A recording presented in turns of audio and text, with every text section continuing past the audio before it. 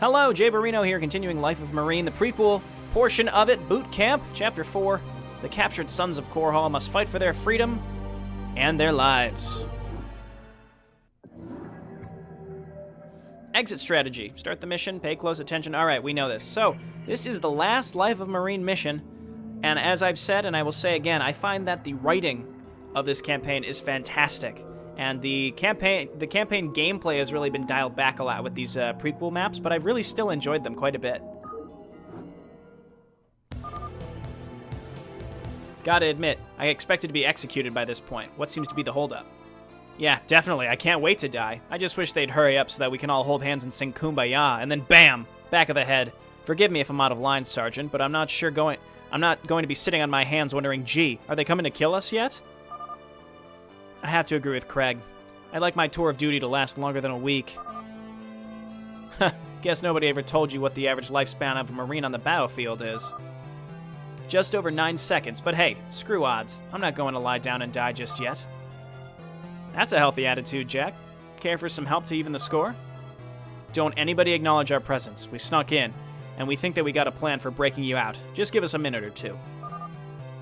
We've struck a deal with Mengsk. Amnesty for you and a temporary alliance in exchange for rescuing General Duke from the wreckage of NORAD 2. I'm not happy with it, seeing as you killed some of my men, but it wasn't my call to make. Before I let you go, I need to know. If Mengsk was offering us an alliance, why would you be attacking us? Our dropship missed its trajectory and crash-landed outside your camp, destroying our comm in the process. We were without orders, without knowledge of Mengsk's intent. Our plan was to capture your base's comm to re-establish contact. How do I know you're telling the truth about this alliance? We're giving you back your weapons. I think that's convincing enough. Now, were there any other members of your squad? There are. Go ahead and decloak, men. We were attempting to extract the comm while the rest of the squad created a distraction. This is all of us.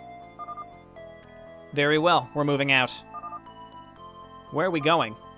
We, as in your squad and my company, are not going anywhere. My men are moving out. You have your guns, and the squad I'm leaving behind to guard the camp will let you make use of it, so you can figure the rest out for yourself. I have a general to rescue, so I've got more important things to deal with than you. Consider that my parting gift for killing my men. Move out.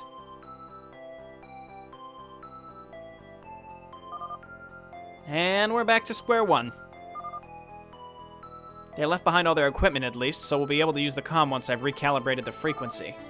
Why in the hell is nobody asking the obvious question? Private?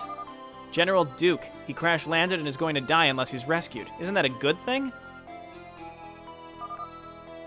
I'll tell you what's a good thing. Having the biggest general in the Confederacy in our debt. It makes me a little uneasy, sure, but I know where Mengsk is coming from. Besides, if Duke can sway off a squadron to join up, do the math.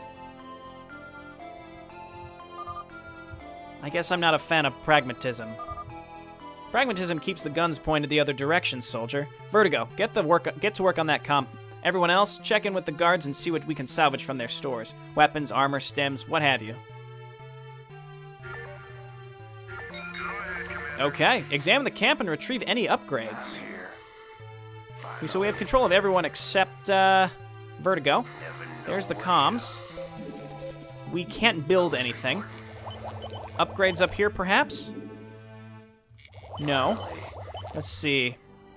We can get U-238 shells. I see. We may have to do a bit of a holdout here, so let's get as much stuff as possible. Oh yeah, give me those weapons, baby. We're almost definitely going to be holding out against Zerg. Spend that cash. Do we have enough to get plus? No, why did I? Oh no, I do have enough. Okay, good. I'm like, why did I get stim pack when I'm not going to use it? Okay, we can't build anything else. I guess we have enough money to get all of these, so let's do it. Okay, Sergeant, the comm's online and Mengsk has been appraised of our situation. Unfortunately, all our resources are currently tied up in battle, so we're gonna have to sit tight for a while. I don't care much for sitting tight. Wait, Kath, you feel that? Yeah, I do. What is it? A very, very unpleasant situation. Do they always go on like this? Hey, not to be rude, but we're not all telepaths here. Care to explain what's going on? Zerg, headed this way, fast. Mobilize on the double, men. Okay, now we got Vertigo. Defend against the Zerg invaders. The comset station must be protected. All heroes must survive. Okay, we can't make, Oh, good lord. Okay, let's split our heroes a little bit here. Let's send these fellas up here to the left. And let's send Sherall up here to the right. We only have one medic. Okay, we cleared that out. We got Sherall up here doing work. They're going straight for the insides of our base. Our heroes seem to be cleaning this side up. Hey, Vertigo, something I've been meaning to ask you. Yeah? Well, I know that you can detect Zerg with your telepathic powers. That much was obvious 2 minutes ago. But when you rescued me on Marsar and we were fighting through the Zerg, it seemed to me that every time one of them got close to you, it ran away, completely forgetting it was in a fight. Anything to that? Interesting observation, Jack, but I doubt there's anything substantial. You were in your first combat situation. It was bound to be confusing. If anything, they could be attuned to telepathic frequencies in such a way that it could disrupt their hive mind. Vertigo, I'm feeling them again. Everyone get ready. Alright, back up here. This side I think is fine. Craig's gonna be fine. These guys all back up. Oh god, get out of there, Jacob Sims. Okay. Where is Jack Sherall? I think he's up here, actually. Yeah, he is. Vertigo, back up. Okay, we're in okay shape. I think we... Oh, Craig! No, Craig! Not like this, Craig.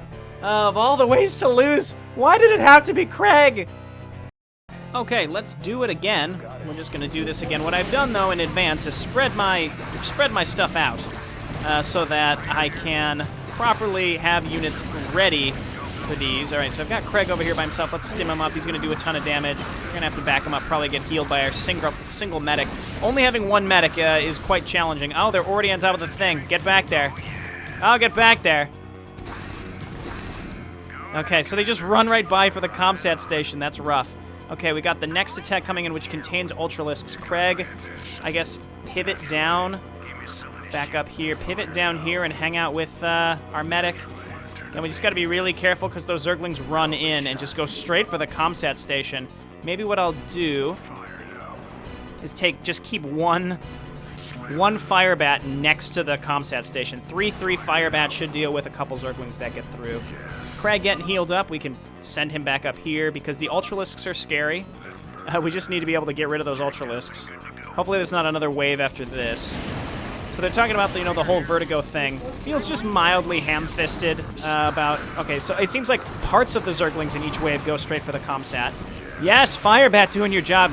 This is Craig Skillen's protege right here. Okay, that's good. That's good. We've survived. Okay, a few getting through. Craig Skillen cleaning them up. I think that's the last of them. I've reestablished contact with Mex. They've rescued Duke, and he's agreed to an alliance. We're getting an evac. Great. I joined the Sons of Korhal because of Duke. You didn't join because of Duke. He's just a reflection of the whole Confederate attitude. And now he's on our side, not theirs. Correct the behavior, and personality will soon change. So long as I'm not having to take orders from that Major Gutenberg, I'll be fine. Just another day in the life, eh? Yeah, whatever. Let's just get home. Because Life of a Marine, that's the name of the thing. All right, quite another short mission.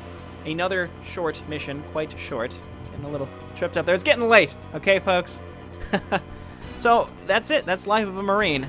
And I do like how these prequel missions lined up with the Rebel Yell missions. This one lined up with NORAD 2. Very cool. I wish there was more of this. I really do. I mean, they're short missions, but I could have stood to have some more of that story. I feel like the conversation with Vertigo and Jack Sherall there was kind of ham-fisted, shoved in there, like, hey, we got to make this connect with Vertigo's infestation thing that happens at the end of the real campaign at the end. And it just was like, Jack Sherall, like, him asking that was a little too straightforward and out of the blue. And the only reason I bring that up is because of the high standard that this campaign has set for writing. It was the only thing that felt mildly out of place of him being like, hey, remember that time we were running from Zerg and then you could, like, talk to them and they ran away? Hey, wasn't that weird?